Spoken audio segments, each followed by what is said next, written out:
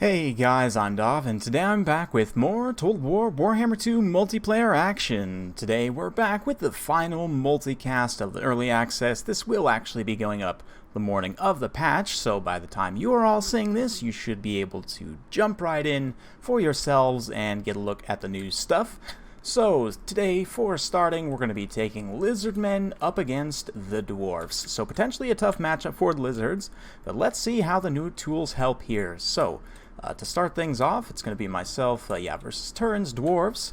And we've got Kroxgor Ancient leading the way, relatively cheap, also has good anti-infantry, including a ability that gives himself more bonus versus infantry. Of course, going to be very good at taking down lords, and I also have him for the attack buff of the Horn of Kygor. The rest of the army's got plenty of regular Kroxigors. I say plenty, just two of them, the anti-infantry variant. Old school, we've also got some Cold One Riders, 2 units of Feral Bastiladons. Let's see here, Skink Cohort, couple with Javs, couple without, and those red-crested skinks through the center. Lore of Heaven's Skink Priest. As for Turns Dwarves, he's got Gyrocopters with Brimstone Guns. They did get buffed to get a proper anti-large bonus now, so if we go ahead and slow things down here for just a second, you can see they're poisoned, so their missile damage slightly debuffed, but they still do have that plus 15 bonus versus large on their missiles, which is quite nice, especially in this matchup.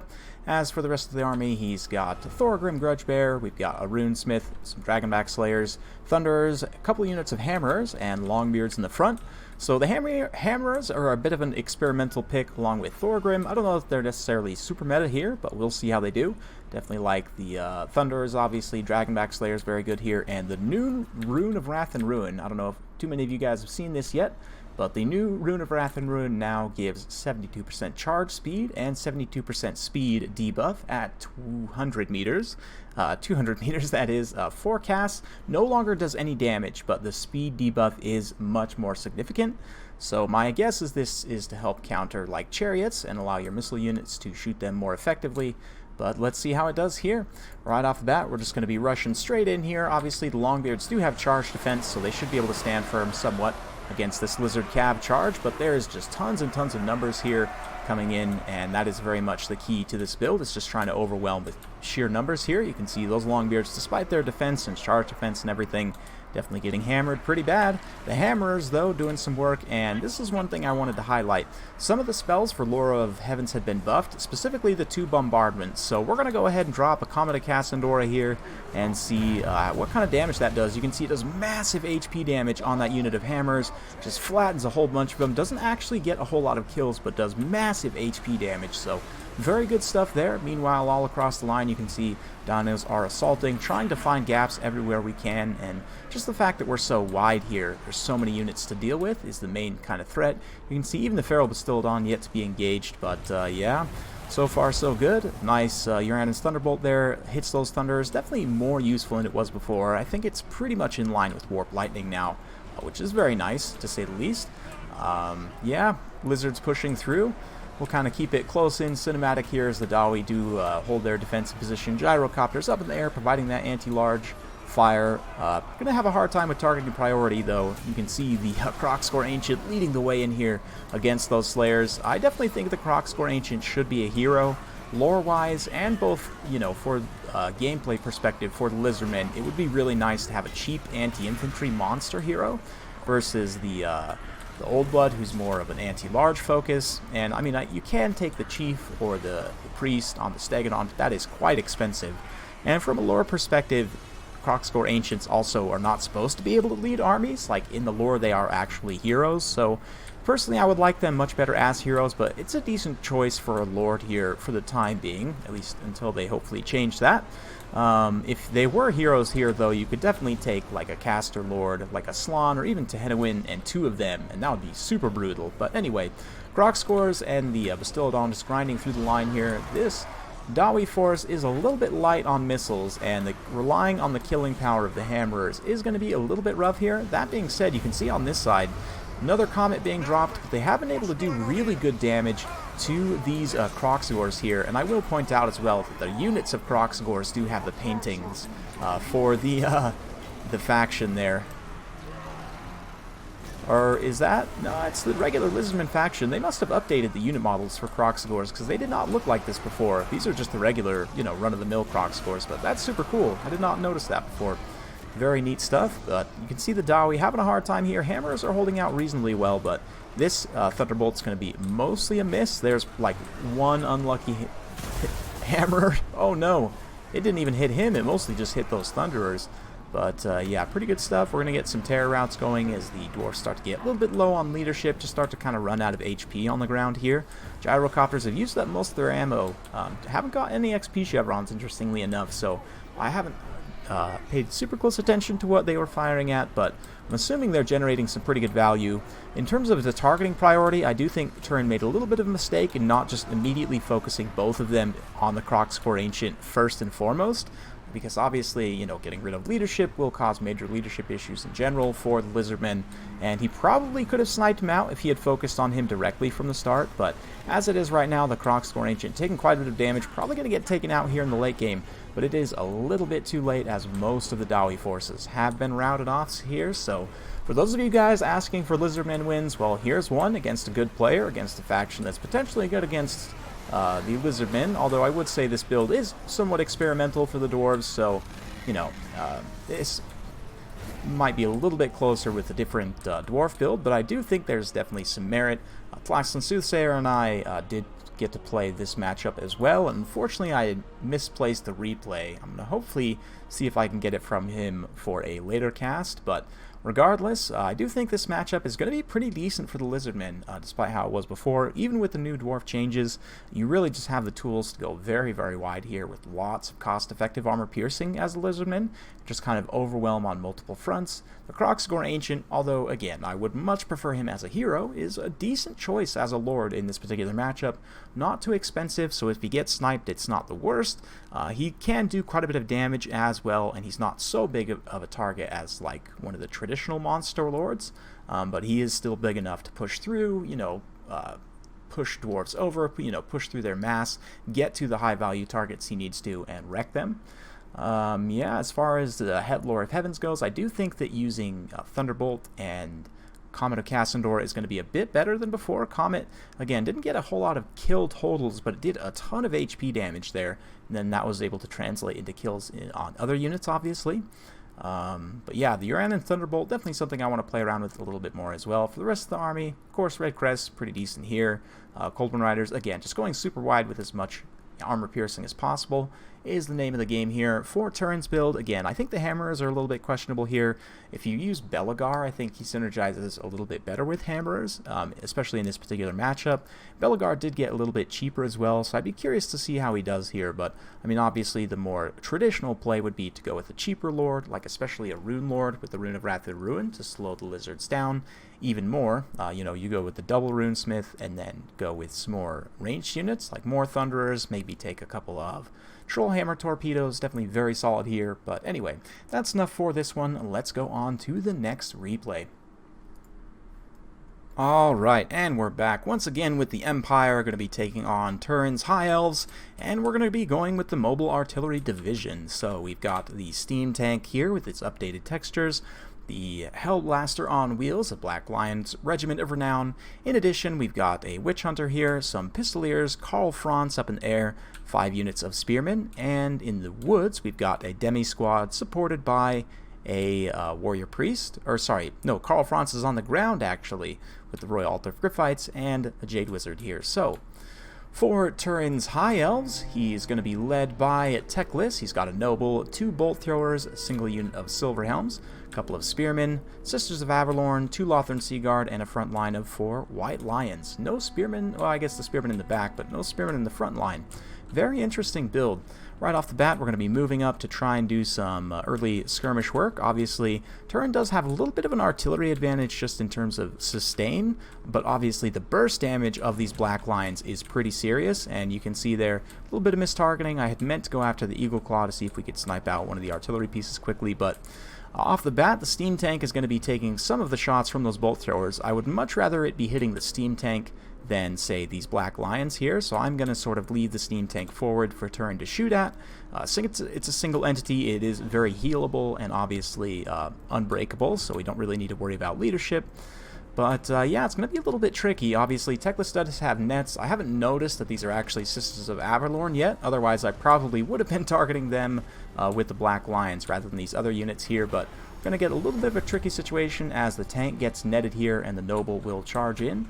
Thankfully, the Witch Hunter is in range where he can actually shoot with his pistol, and he'll be able to drop an accusation as well. We're also going to throw a regrowth on the tank just to make sure he's able to tank all this damage. And Sisters of Avalorn also providing some Overwatch fire here. Some of that will actually end up hitting the Noble, and you can see the Noble has taken quite a bit of damage just from the Witch Hunter, the crossfire from the Sisters, and of course getting hit in the face by the Steam Tank. Silver Helms moving up and across to make sure they screen out the Black Lions there, but that Noble's taken quite a bit of friendly fire and just a lot of damage in general, so pretty good trade for me so far. We've traded some HP on the tank for HP on the Noble. And I definitely want to try and get rid of him as he's one of the main threats to the tank here. You can see I'm focus firing with the Hellblaster, and it is, because it's a Regiment of Renown, accurate enough to actually hit him, maybe not with every shot, but reasonably consistently.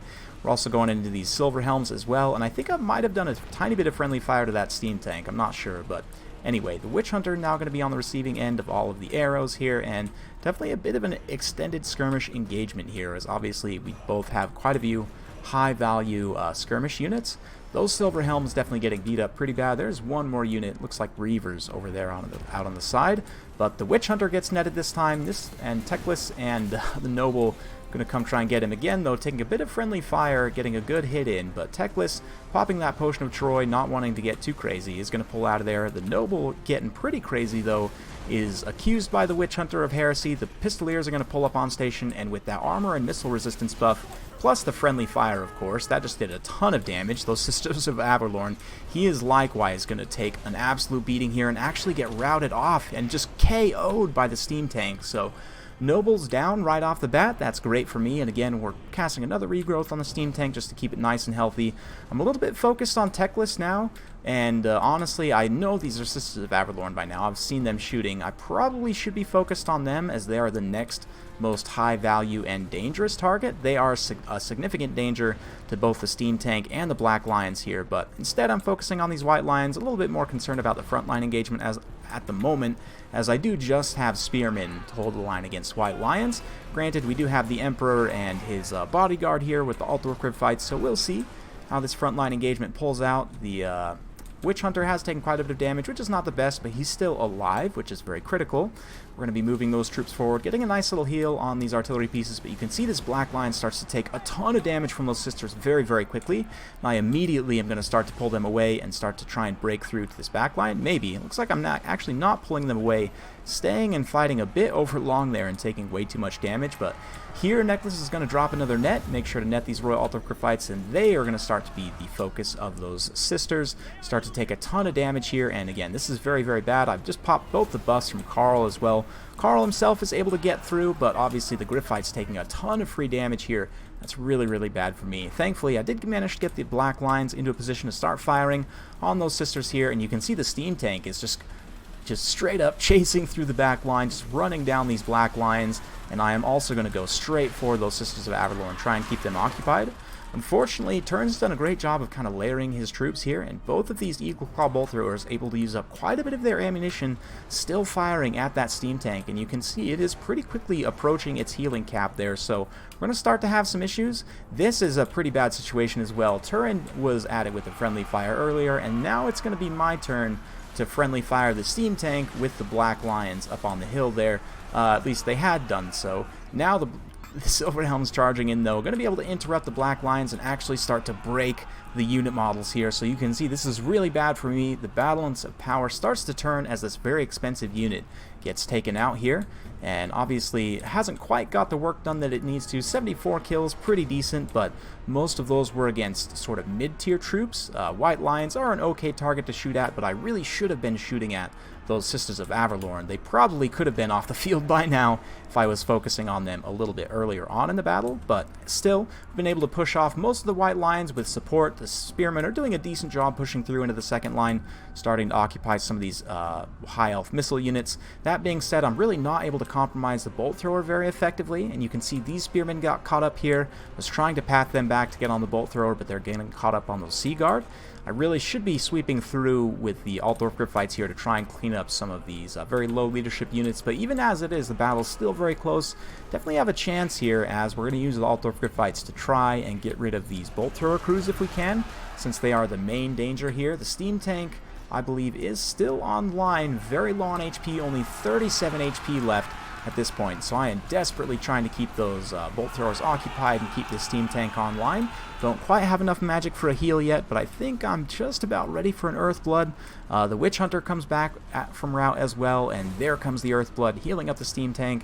It's getting up there, takes a couple of hits from the bolt throwers there, and it's just so low at this point, down to 50 HP, and it will indeed get probably get taken out here. I can't imagine it'll stay too much longer. And there's the kill shot from the bolt thrower. So with the steam tank down, that is another significantly high value unit off the field, but you can see the high elves are very tattered. The issue I'm going to run into in this late game is the high elves have a mobility advantage because, I mean, I do have these pistoliers, but they're not that great in melee, especially against these very healthy units of spearmen in this late game. Maybe if I can force an engagement with my spears and get a good rear charge here, but here I leave in these pistoliers a little bit overlong.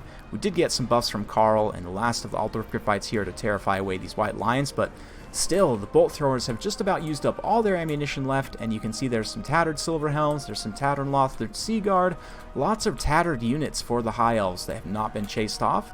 Definitely could have used my pistoliers a little bit better, I think, to maybe chase some of these routing units off so they wouldn't come back, but like even these Sisters of Averlorn are back from route here, able to put out some really, really good damage in this late game. And the balance power is starting to turn against me as my healer gets routed off here, and we're just going to start to lose out in terms of leadership in the late game to these High Elves. Obviously, High Elves do have very, very good leadership here, and a couple missed targeting priorities for me with those Black Lions led to not quite enough work getting done as it needed to, and we just kind of got out-resourced here. Teclis also, of course, being very healthy in this late game, actually just straight up kills that Witch Hunter. Nope, he's still alive with 9 HP, but he is absolutely going to run for the hills. Ooh, is he going to get sniped? He gets sniped by the Lothern Sea Guard. That's a painful way to go. And with him going down, that's another big dent in the bounce power. The Emperor's still around for the time being, but there's not really too much he can do just alone on his horse like this. Unfortunately, Deathclaw's not with him, so he does not cause terror, not, you know, the true menace that he can be. Still is definitely a decent combatant here, but just in this late game here against too many elves, it is a little bit of a lost cause. Teclis very healthy, and you can see I still haven't been able to do much to this healthy unit of spearmen up on the high ground here. So every unit of spearmen has taken some damage, but still very, very healthy, and just not able to finish them off here. We're going to try and get a nice little side charge, but honestly it was more from the front than anything, and yeah, pretty much a lost cause at this point. We're going to get the Fiery Convocation from Teclis. Had pretty much forgotten to use that the whole time, but it definitely does more damage now than it used to. The Empire troops will continue to hold out for some time, but yeah, that's going to be it. The Emperor gets netted, eventually he gives up the fight, and the rest of the Empire troops will as well. So very well played to Turin, although initially looked very favorable for me after I was able to snipe out the Noble. Got a little bit tunnel vision on killing Teclis, and of course, because he has the Potion of Chiroi, he was able to survive that onslaught, and I just missed my targeting priority on these Sisters of Averlorn. You can see they got 2 XP chevrons, the Eagle Claws got some XP chevrons as well, just from shooting these high-value targets. And, I mean, once I had dealt with the Sisters of Averlorn, I was able to deal with the White Lions in melee well enough that I really didn't need to be shooting at them with the Black Lions here. So, Black Lions versus White Lions, kind of funny when you think about it. But anyway, the Black Lions should have been shooting the Sisters of Averlorn, and I definitely should have dedicated more you know, priority to taking them out, as once the Noble was gone, they were the primary threat to my main, you know, high value units. You know, the Altdorf Gryphites, Steam Tank, Black Lions, all of them were very much threatened by the Sisters of Averlorn in a big way. So that was definitely a mistake by me. Otherwise, I think that this build could have worked. I do think that taking the Emperor on the horse is not ideal these days. If you're wanting the buffs, I think it's better off to go with the Archlector, because he's much cheaper, and his buffs actually, I think, are a little bit better. And likewise, if I had done that, I would have been able to go a little bit wider, maybe change one of these Pistoliers out for Empire Knights to help support in the front line against the White Lions, and then to push through and get on top of some of these ranged units. Maybe it would have worked out a little bit better, but still, very close battle, very well played at Turin, and yeah, hopefully you guys enjoyed watching that one. I'm going to be keeping it coming with a few more replays, so sit tight for more. Alright, and now we're back with the Lizardman. Turin is going to be trying out the new and improved Razordon hunting packs up against my Norska. Keep in mind, again guys, this is still in the late stage of early access. Razordon hunters have been buffed a little bit, but they may still be buffed more in the live version. All of this, the balance, for at least for the new units, is still not 100% final as of recording this, so it may still be slightly better, but yeah, let's see if they're any better now than they were before. Razordon hunting packs, MX on barbs. Turin's definitely gone with a very mobile kind of kite build. He's got chameleon skinks here, a couple of cold one spear riders, some skink cohort with javs as well, some horned ones, Tehenowen leading the way in the air with the Colossadon hunters, and a skink chief as well. For myself, I've gone with Norska, and we've got Wulfric the Wanderer and the new War Shrine here. So the new War Shrine effect, just to quickly point this out here, no longer gives Unbreakable. It still gives fire damage, but now gives 26 melee attack and 16 leadership. So it is quite nice for juicing up another unit on the offensive.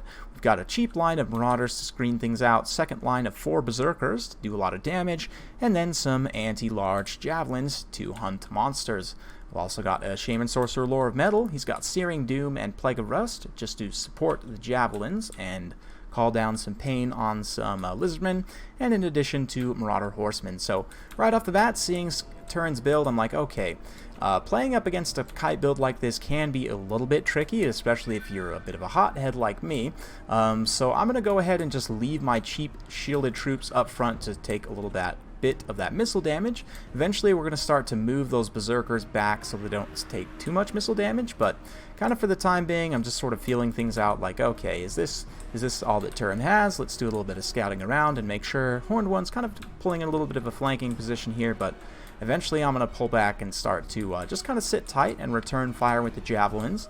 And when someone wants to kite you like this, if you have the ability to return fire, the best thing that you can do in most situations, not always, but usually if you have the ability to return fire, you want to just sit tight, especially if you can sit tight with like these cheap shielded units like these Marauders.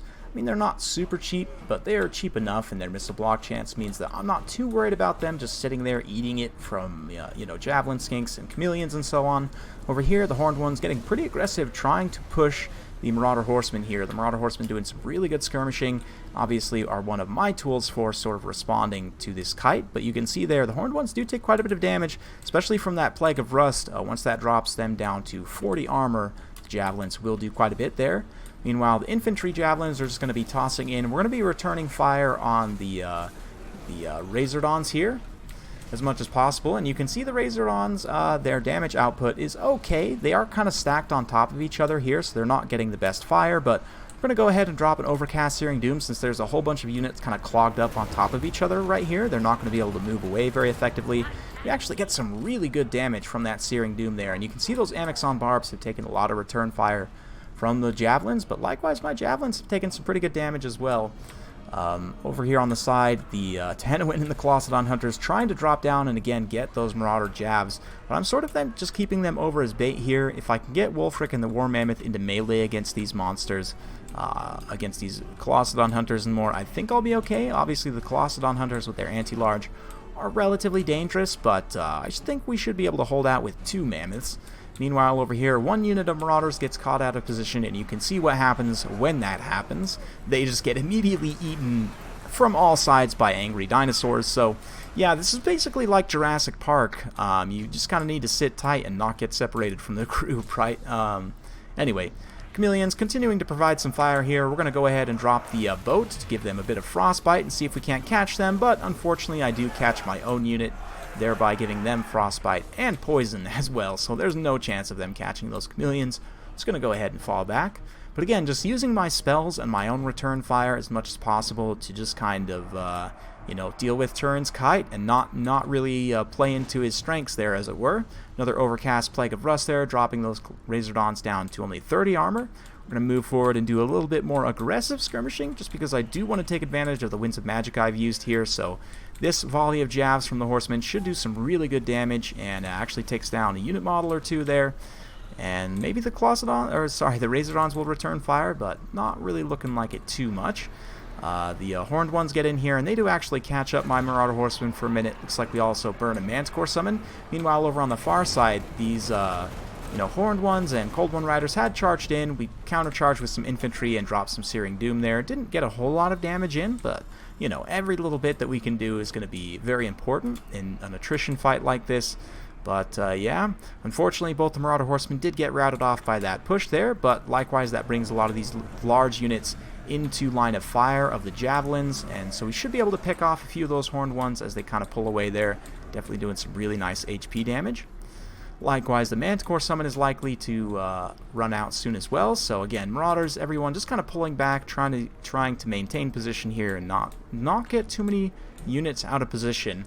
Not the most exciting fight in the world, but this is kind of how you have to play if someone's going with, again, with very aggressive kite build, especially if they don't really have the longest range. Like, the biggest letdown of the Razordon hunting packs right now, at least, their damage is better and in this patch, and definitely in this battle they're doing some pretty solid damage. You can see they are routing off those Marauder Horsemen. They're going to turn to start to focus fire, I think, on my large as well, but just taking that return fire is pretty rough, and the fact that they have lower range than Salamanders and just many other units in general, 90 range is really, really rough. And if you compare, I mean, these Javelins have the same amount of range, right? So, I mean, like, even in this matchup and in many other matchups, they're going to get outranged very easily by a multitude of units, and that's the main drawback of them. I really, I kind of get why they're I guess trying to balance them versus Salamanders. Right now they're just straight up worse than Salamanders, and if they were to just give them the same range, I think that would honestly help quite a bit. We'll check after the fact the range on Salamanders, but again, assuming this hasn't been changed for the live update, that would definitely help. I feel like the missile damage is a little bit more where it should be. I haven't really shown it off too much, but I mean, a lot of the damage on my army has come from those Amexon barbs, especially, and the other unit, of course, especially on these hunters. But yeah, so far we're just again just kind of sitting and taking it a little bit. So I'm gonna sort of go double speed here as this kite and fight does continue, and you can see again the jabs having the same range as those Razordons does get really rough. We do manage to enrage one unit here. Then Turin goes all in for a melee engagement. We're going to juice up Wulfric with Giver of Glory, so he's up to 90 melee attack. We also put the Hunter of Champions on Tehenowin, of course, and Wulfric just gets a ton of damage in here. Tehenowin takes an absolute beating, and all these melee units rush in, the Colossadon Hunters, the Lizard Cav, and everything as well. Of course, I'm supporting with the Javelins. I've also got Berserkers running into melee here. In all of this chaos, pun intended, the Manticore managed to come down and actually snipe my caster. So that Lore of Metal caster is all gone, and that's, yeah, pretty rough situation for me not having my caster. Likewise, Wulfric has got quite low from that Alpha Strike attempt. It definitely was a solid attempt, and he took a ton of damage from that. So a very unfortunate situation for me. That did even up the balance of power quite a bit, what otherwise had been quite close. And okay, here I think we're going to be able to get a good shot of these Razordon hunting packs firing in. Maybe? Come on, guys. Come on. Let's see what you want to shoot at. Looks like they are firing at those mammoths, and honestly the damage is pretty negligible. I'm not really seeing that much noticeable damage, and honestly I've noticed a lot of shotgun type units seem to have a similar issue. Honestly, for the Vampire Coast, like their shotgun zombies have a similar type issue, I've noticed, but interesting. As a lot of these units start to use up the last of their ammo, though, and run away, you can see the leadership will get quite low, and the balance of power is going to start to tip once again in my favor. So we'll continue to fast forward through this late game here, as these Berserkers do get a little bit crazy. Literally, they get enraged and caught out of position here. At least one of them does. So that's going to be rough for them. They will, again, just get devoured by dinosaurs, but at this point we're able to enrage the Horned ones into some Berserkers. They're going to get finished off. We do have a couple volleys of jabs left here to try and finish off some high-value targets. So, Yeah, interesting game from Turin, and I do see what he was going for here. Personally, I'm not the biggest fan of fighting against these type of armies, but it is certainly something that you could see, both on ladder and in tournaments potentially, I think. So, will it work, though, is the question. Unless they increase the range on Razordons, I really don't see this working very well against many factions. Maybe against Chaos and Vampire counts who don't have any ranged infantry whatsoever, but even then with Warriors of Chaos with Marauder Javs and like these Razordons are still hunter than something like a Dire Pack as well, so I don't know. I think they're going to be a little bit tough to make them work unless they increase the range a little bit. Of course, we'll see again what it is on the live build. It may be different for you guys right now. You'll have to let me know in the comments, but as it stands, Razordon's more worthwhile, but still not quite where they should be. And we'll go ahead and, again, just compare to the Salamanders after the fact. And just one final note about Norska. Norska generally is weak to fire damage on a number of units, so I would say specifically in this matchup, for that reason alone, Salamanders would be better anyway. Turin and I were talking, after the fact and just kind of analyzing things, and I think honestly, if you were to cut these two Razordons for maybe the Regiment of Renown Salamander and the another Salamander, maybe you bring a Fire Slan to throw fireballs and to get that sweet Kindle Flame.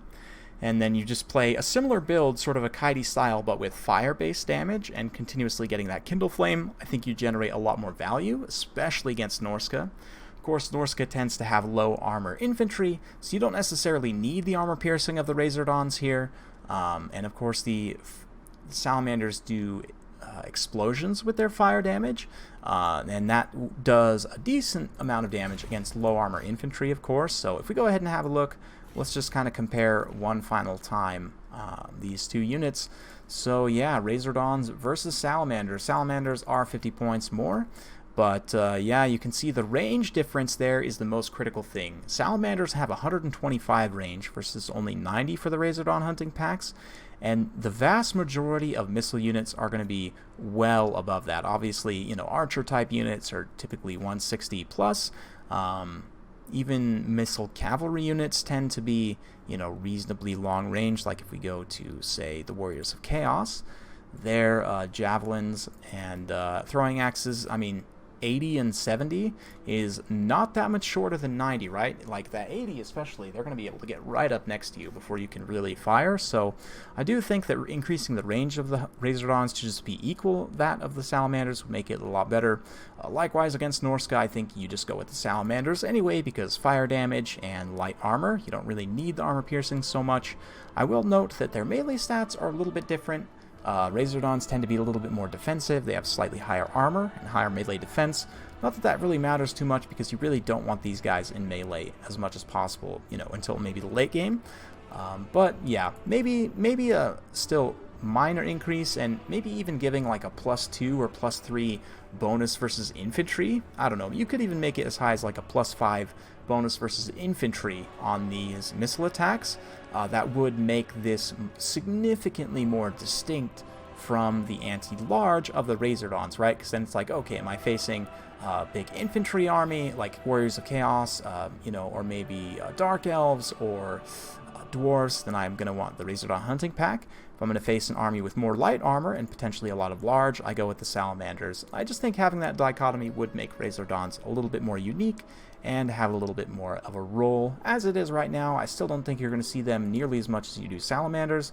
But yeah, that's it for this replay. Let's move on to the next one. Alright, and we're back. We've got two more games, both Lizardman versus Empire, myself versus Heir of Carthage. And basically, both of these games, we're going to trade off trying to make the Dread Saurian work against the Empire. Now, this is a pretty tall order. Obviously, the Empire is going to be very good at taking down big armored monsters, and the biggest armoredest, maybe not armoredest, but biggest monster in the game, obviously, is going to be very easy for them to take down. So, we did pick a map here, Marbad's Tomb, that is going to at least let us start reasonably close together, so I can rush pretty quickly and get in here. And let's take a look at how I'm going to try and make the big boy survive. So we've got a life Slon here. Obviously you can see both have the Shield of Chakra. We've just got a Feral Dreadsaurian to try and spread out the value as much as possible. Legion of Chocolates here, and the Star Chamber Guardians. They are here mostly to protect the Slon, to make sure he doesn't get sniped. You can see 84 missile resistance with that buff active, plus physical resistance. He's going to be capped out in terms of missile resistance against physical missiles. Obviously magic missiles will circumvent that physical resistance, but still the Feral Dreadsaurian up to 59% missile resistance, so definitely the Legion of Chakra very important here. Likewise for the Slon, I've got Regrowth and Shield of Thorns. So obviously Shield of Thorns is going to be giving physical resistance to the big boy and Regrowth to heal him. Frontline is Skink Cohort mixed with Red Crest. And yeah, of course, the two regiments of Renown there. That's pretty much it. We've got some Cold One Riders over to the side there, 2 units. And for the Empire Army, for Heir of Carthage, we've got some Outriders here, front line of Flagellants. He's got a Light Wizard plus Marcus, so double nets. And we've got Free Company Militia, Spearmen out to the flanks, some Swordsmen as well, White Wolves, a single unit of Huntsmen, and the Royal Altar Gryphites. So here we go, first net. Of course, there's the Black Lions Hellblaster as well. Can't ever forget these guys as they begin to open up shots there. The general melee engagement getting underway. You can see all the sniping happening as Wulfric attempts to snipe, the Hellblaster firing in, everything going directly after the Feral Dreadsaurian. Personally, I probably would have gone directly after the Slon first, but you can see I'm actually directly blocking, you know, the Slon between, or sorry, the Dreadsaurian is between the Slon and Marcus by intention, but unfortunately he does get enraged. Shield the Old Ones, again, trying to stack these different missile resistances. A huge banishment going to go down in the back line here and just tear apart some of these Empire troops. These Outriders have been getting some pretty good damage in. I might have said they were Pistoliers out of habit earlier, but another net here to net down the big boy, and you can see the damage is getting pretty serious. That being said, the front line assault is going very well in my favor. These Flagellants are holding, but they're getting beat down super hard by combined Skinks and Saurus. Obviously, the Red Crest doing very well here. One of the units getting routed off, but the rest of the Skinks doing quite well. Royal Altar Gryphites do charge in, and unfortunately the big boy is basically broken at this point. His leadership is off. He does have a regrowth, an overcast regrowth currently on him, so he will be healing quite a bit more, but still also managed to get a Shield of Thorns in there to get some physical resistance. Going to be important for the Slon himself. If we take a look here between that and the Star Chamber Guardians, he should be quite high, 37% physical resistance, definitely helping out quite a bit there. And yeah, looks like Baroness Time Warp here juicing up the melee attack for all these units. Thankfully for me, the Star Chamber Guardians are starting to push through this to the second line. You can see the Red Crest here starting to work through those swordsmen. And yeah, my infantry is doing reasonably well. That being said, the Slon's not feeling too hot. Got another Hunter's Snare here and more armor-piercing missile fire from those Black Lions. The Outriders also firing in, White Wolves. The Skinks are going to come chase the Outriders away and just kind of keep things busy over on this flank. You can see the Star Chamber Guardians manage to push away the Royal Altar Gryphites. We're going to start to maneuver them up and around the back, and my 2 units of Lizard Cav held in tactical reserve. Yes, totally didn't forget about them at all. They are now going to charge in the late game from this flank here, as a lot of the supporting Empire infantry is gone. There's not really a whole lot to protect. The Slon's been routed off.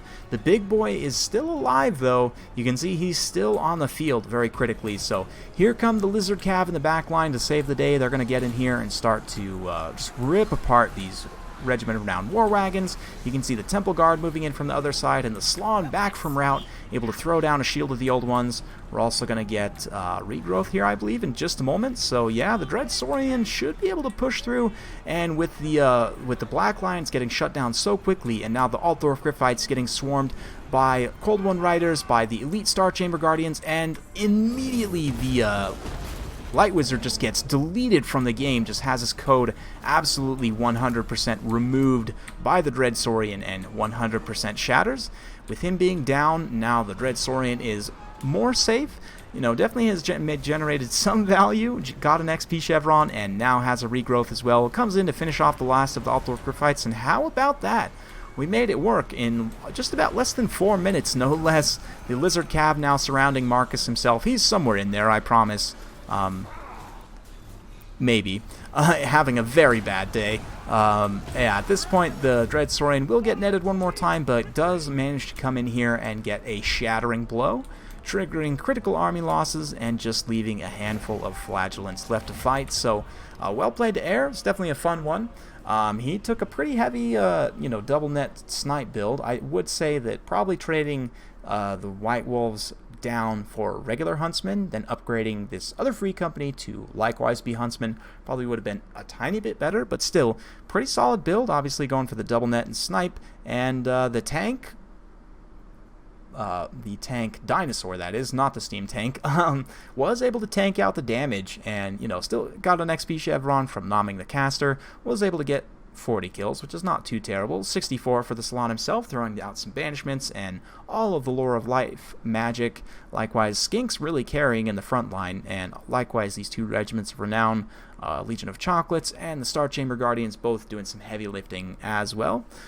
The Lizard Cav coming in the late game there definitely saved the day, and just the fact that we were able to shut down the Black Lions already had racked up quite a few kills and got some good damage on some high value targets, but just shutting it down there in the late game was very key. Likewise, we just had the numbers of units to be able to drag down the Orthoth Griffites there as well. Most of the infantry support was gone at that point, so yeah, very fun game. Let's go on. We're going to trade sides here and see if Air can beat my Empire build. And just to make things fun, I'm going to pretend that I don't know he's bringing a Dread Saurian and not bring a direct counter build. So let's see how it goes. Alright, and we're back. This time I'm going to be leading this Empire army, and as you can see, we've got Volkmar on foot leading some lowly archers. This is a very fun build that I sort of just created based on the new changes to chevrons. So for those of you guys who don't know chevrons, the formula for chevrons has been changed to give more melee attack versus melee defense. I think the spread is relatively even now. Previously it gave significantly more melee defense than attack, but now it's more even, so we're going to try it out here. I brought a relatively low tier stack for the Empire and just tossed chevrons on everything, utilizing the new archers, including the Regiment of Renowned Deathjacks. We've got 4 of them, all with some chevrons here. Fully chevron spearmen in the front line, Sigmar Sons, and fully chevron swordsmen in the back line. A couple units of Empire Knights. We've got a Witch Hunter here. This is sort of my cheat anti-large tool, just for the accusation to be able to get volume of fire from those archers.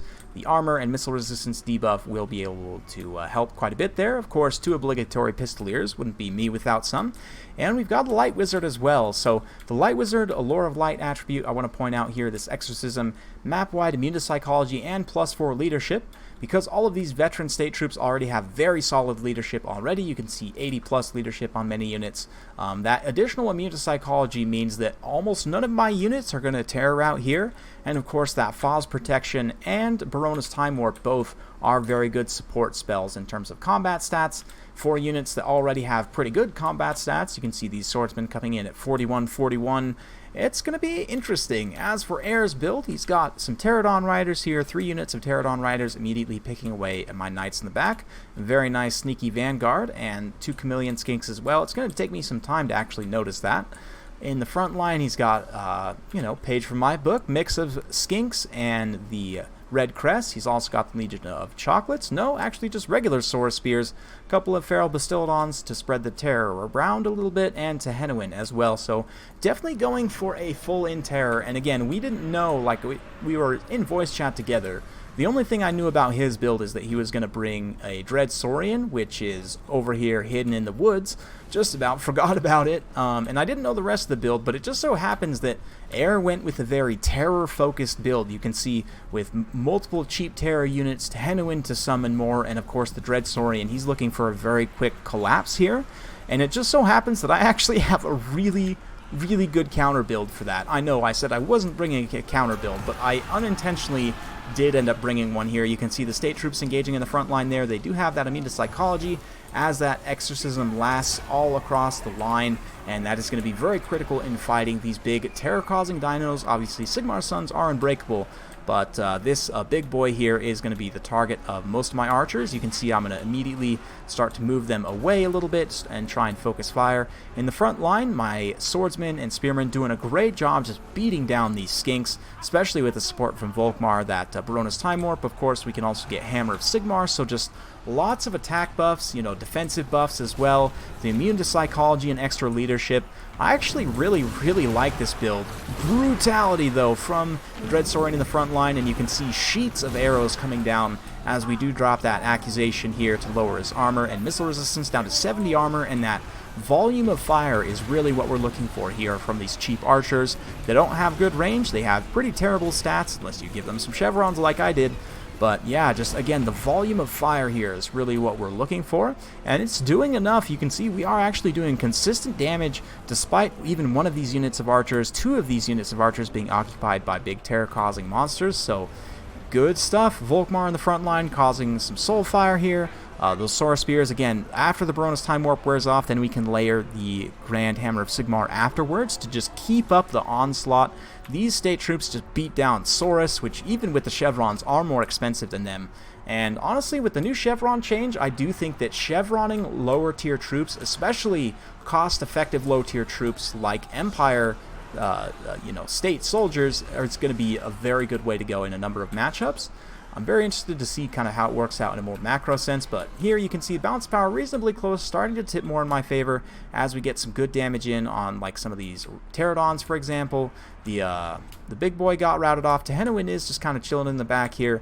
The skinks were able to do some good damage in some pockets, but this state troops definitely winning out in other areas here. You can see the pterodons trying to keep these archers pinned in, but it's a little bit late as the Empire Knights have ridden down many of the skinks in the back line. Chameleon skinks pretty much offline. We can now swing up and start to collapse some of the frontline skinks as well. The Witch Hunter, of course, popping his shots off, doing his Witch Hunter thing, and the Light Wizard, again, providing that map-wide immune to psychology, and you can see here it is very helpful, especially for these lower tier troops as they do fight these big dinos, and of course the chevrons for extra leadership help. And just in general, this is going to be a very resilient, very hard to rout Empire army. I'm curious to see how something like this would do, maybe you trade out the archers for Free Company or some other units, but maybe you try this against vampire counts as well. I'd be curious to see kind of how it does there. You might need some more direct anti-large tools there to deal with stuff like Blood Knights, but I don't know, maybe. Volkmar, of course, relatively easily sniped on foot. He does have the self-healing, but I wasn't honestly too worried about it here. The Dreadsaurian can be a little bit awkward to try and maneuver, so that's not always the best at sniping characters on foot. Of course, if he was able to get a hold of Volkmar, he could probably kill him very quickly, but thankfully for me, the volume of fire here is thinned out substantially. These archers have definitely taken some damage, but they came back. They're still fighting. Some other ones are still fighting up here. All these state troops are still fighting as well. And these ones, how about that? 108 kills, just held off 2 full units of skinks, including 1 red crest. And very impressive work there at the end of the day. Empire Knights have now charged through that pocket over there, collapsed a whole bunch of skinks. Now they're going to be charging through the low ground. And yeah, pretty good stuff. So I guess to sort of end here, I'll give my kind of final thoughts about the DLC and give it a bit of a review. This isn't really a review channel, this is primarily a multiplayer channel, so I'll be going from a multiplayer perspective, but so this DLC, is it worth it? If you're an Empire player, 100% absolutely, no questions asked, you should buy this.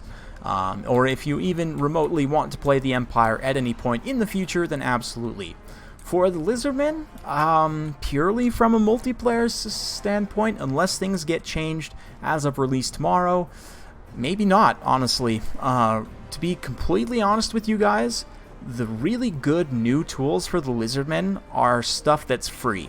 Things like Gorok, the Slawn, both new Slawn are very good, as is Gorok, and they're all coming in the free updates, so you don't have to pay for them. Yeah, just quickly on the army breakdown here, not really too much to talk about, talked about most things, but yeah, the Witch Hunter combining with the archers there definitely deserves some more looking at. Maybe the Lord Choice could be honed up a little bit, maybe you give Volkmar a horse to give him some extra survivability, or some other things. I'd be curious to see your guys' suggestions, but I am definitely a fan of this. I'm going to be trying out more armies like this. For airside, I think this normally would be a pretty good army against the Empire. You know, maybe minus the Feral Dread Saurian. You just replace him with some Cold One Cav, and I think suddenly this is a pretty good army against the Empire. But yeah, let's just kind of continue on with the review here. So with the Lizardmen, I wanted to talk a little bit more in depth about them. I've talked at length about the Empire and already kind of given my summary there, but for the Lizardmen, let's talk about things. So the Razordons, again, they're not really great right now, assuming nothing's been changed as of this build to release. They're still super not, maybe worth taking in some matchups, but they're not worth it in most situations. So the DLC's not really worth it for them. The Croxagores, the Boxagores, Croxophisters, Rock'em Sock'em Crocodiles, whatever you want to call them, this is definitely my favorite unit for the Lizardmen from the DLC. They're not amazing. They're not going to break any matchups, certainly, but they are a nice add, and they do help in a number of matchups. I do think the Regiment of Renown is a little bit overpriced for what you get from it. Could definitely stand to be a bit cheaper, but in general, I think the Sacred Croxagores, they're pretty good. You know, if any, like I said, they're my favorite unit from the Lizardman side. If any unit is going to make it worth it for you, it'll be them. As for the Dread Saurians, there's been many and much things said about the Dread Saurians. I have seen them work very well in the hands of good players, even in tough matchups that you would expect they wouldn't work in, like Dark Elves, for example.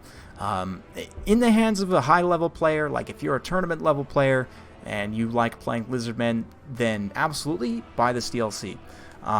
If you're a campaign player, absolutely buy this DLC. The campaign side of this is awesome, and I have very much enjoyed playing Nakai's campaign, both in Mortal Empires and on the Vortex map. It's a super unique campaign, and I would definitely recommend. From a purely multiplayer standpoint, though, I don't know. These guys, I mean, you can make them work, but you sort of have to make them work, if that makes sense. Like, you really have to plan your army around them and execute everything very well, and even still you may run into a build that just hard counters your face. So I don't know. The Lizardman tools, I've said this in a comment. I think I've talked about everything. If I missed, I guess I missed Nakai himself. Nakai, honestly, could be a little bit stronger for what he is, and likewise could be a little bit cheaper. If we go ahead and just compare him, and I know the comparison's not perfect because Throg is better, because he has regeneration, anti-large, frostbite, and yeah, mostly that's the reasons why. But if we go in here and cut all of their abilities, you'll see that for some reason Nakai's 150 points more, or sorry, 250 points more than Throg. I'm not really sure why, considering, again, I just said that Throg is better. Now, granted, Norska only has 3 Lord choices, so you would expect all 3 of them to be good. One of them is not. But for the Lizardmen, a lot of their Lord choices are good. They have a huge Lord selection now, one of the highest in the game, second probably only to the Vampire counts. But Nakai just gets lost in the shuffle. Like, there's really no reason to take him, in my opinion, over someone like Tehenowin, who gives you magic. Mazdamundi gives you even more magic. Krokgar is not that good to begin with, but he gives you anti-large. The Kroxgor Ancient gives you anti-infantry, is cheaper. The Saurus Oldblood is way cheaper. The Red-Crested Skink Chief is even cheaper than that. Gorok is hard to kill. It gives you missile resistance, you know, on himself in the form of a silver shield, 55% missile block chance, and has other very good defensive and, you know, self-buffing abilities. Gorok, definitely going to see some use. The new Slans, Lore of Life, Lore of Fire, love it. These guys are also going to see some good use. Nakai, I think, unless he gets a price change and maybe a little bit of a buff to maybe like his melee defense, I think would definitely help. If you were to give him like 50, 55 melee defense, so he just doesn't take as many hits in melee, I think suddenly that helps quite a bit as well. The missile thing is just something that the Lizardmen, that's kind of one of their faction weaknesses, right? Is that they have a lot of big, expensive armored units that are relatively weak to long-range armor-piercing missile fire, which isn't a big issue in some matchups, but in some matchups it is. And that's kind of their design weakness, right? Which I'm fine with that. Nakai doesn't really fix that. Gorok does to a degree, but Nakai does not. But just for what he is, for a brawler, melee-type lord, I mean, he has this buff, which is super strong, but also causes rampage, and the fact that, you know, I mean, he has perfect vigor, which is also super strong, but these abilities aren't going to matter if Nakai himself is always getting killed, and just in my experience, he's not quite survivable enough for what he is. He needs, again, maybe slightly more melee defense, maybe a tiny bit more health. I honestly think that buffing his melee defense would be the best thing to do, and again, just decreasing the price, make him 1600. Throg is still objectively better at that price, but again, Norsk only has 3 lords, so he needs to be really good, right? Nakai, I think at 1600 would be a much more appealing option. You know, a 250 point cost reduction, I think, would be in order. These other units, like, I see how maybe some people could think that this golden tributes could be an issue, but honestly, Nakai is not survivable enough to really make it an issue. So yeah, kind of long-winded at the end there to give you my thoughts, but I know a lot of you guys had been concerned about the state of the Lizardmen. In terms of them just in general, obviously the new Slans and Gorok help quite a bit. People are still going to have to take some time to sort of figure out the new synergies, but I think they are going to climb up to the top tier once again, once things kind of shake out a little bit. We'll see. That being said, the new units, they're still in the same design focus as the Lizardmen, right? So just don't expect too much. I would definitely recommend, if you're a fan of the Lizardmen in campaign, pick it up, and certainly these units could be buffed in the future, so you may just keep an eye on things, and if some of these units get a tiny bit better, may pick up the DLC. But yeah, that's just my honest opinion, guys. It's a little bit tough for the Lizardmen. Honestly, things are kind of sad for them in terms of comparison to the Empire, but it's really, I mean, it's not the greatest comparison because Empire hasn't had any updates for a long time and is getting a metric ton of stuff, whereas the Lizardmen just recently had an update, and again, the new stuff doesn't go outside of their design. The Empire's new stuff doesn't really go outside of their design either, but the Empire's design is just to be very flexible, and all of their new units fall into that.